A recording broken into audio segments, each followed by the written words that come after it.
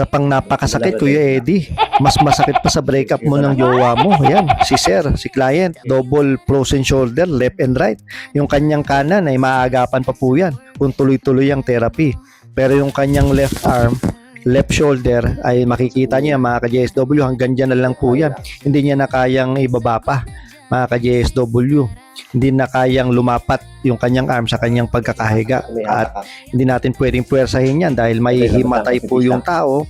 Kumbaga sa turnilyo, sa sobrang kalawang, pagka pinilit mo ay mababali yung turnilyo. Dyan din po mga ka-JSW, pag hindi natin pwedeng puwersahin at lumalaban na si client, may injury na. Kaya tingnan po yan, dalawa na po yan. Tingnan nyo, halos hindi na bumabagsak yung dalawang arm niya. Binibitawan ko po yan, pero hanggang dyan na lang ang kayang ibaba ng kanyang arm mga ka-JSW. Kaya hindi totoo sa social media na nakikita natin, napapanood na may frozen shoulder daw, iniikot-ikot lang yung arm, magaling na yung frozen shoulder. Kalokohan po yun mga ka-JSW. Ito po, walang exaggeration po ito. Yan po ang reality sa lahat ng mga client na pumupunta dito na merong frozen shoulder.